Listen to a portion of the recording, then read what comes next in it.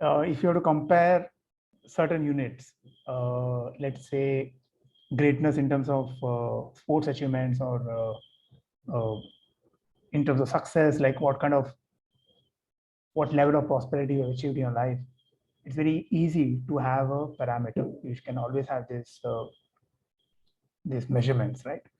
And that's how human society has progressed, like comparing and comparing. No matter how capitalistic this sounds, it is true that the competitive spirit was always about comparison. It was rarely about being above all of that, be it in the field of creative pursuit or non-creative.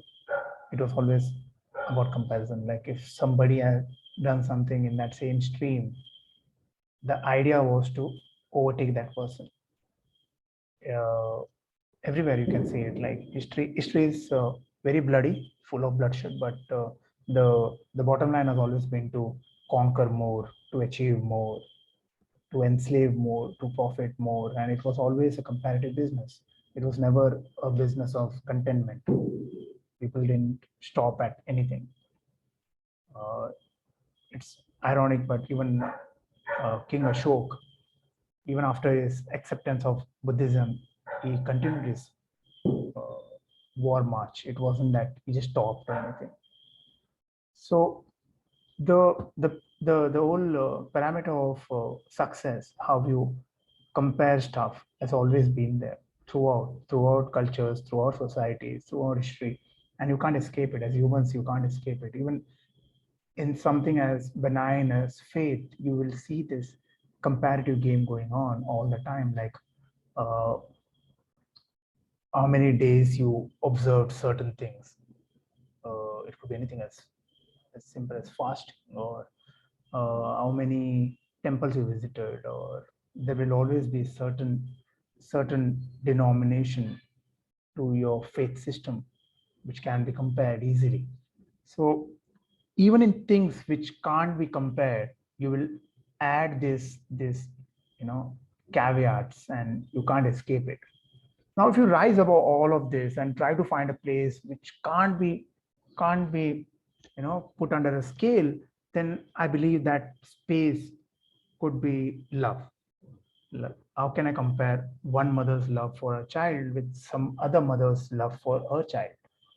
That is something which can't be compared. So love is like in a stratosphere of its own, and you can't really put a pulse on it. You can't, and that's why I believe it's a it's a noble entity, or it's a divine entity, and it should stay that way.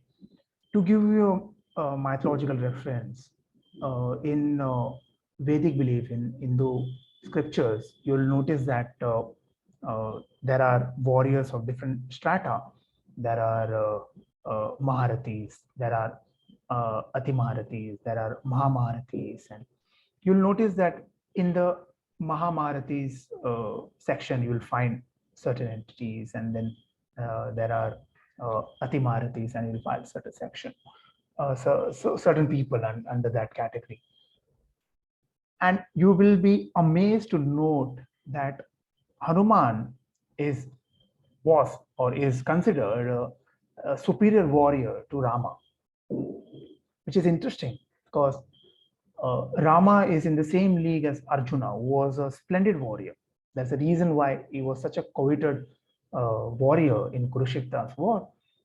So Rama and Arjuna are in that same plane, but Hanuman is at a higher plane, right? And despite all of that, Hanuman is not compared to Rama in terms of power, in terms of his warriorship. No. On the other side, it's a flip coin, and you'll notice that Hanuman can't be compared to Rama because Hanuman loves Rama, he worships Rama, he sees the divinity in Rama. So that love is such a big unit that you can't put it on a scale. You can't compare anything anymore. The moment love enters the picture, there is no parameter, there is no scale, and that's why love is considered, or love is experienced as something which can't be put into scientific purview. Everything makes sense. Chemicals make sense. Science makes sense. But the moment love enters the picture, everything else leaves the room, because love is so big and so damn powerful.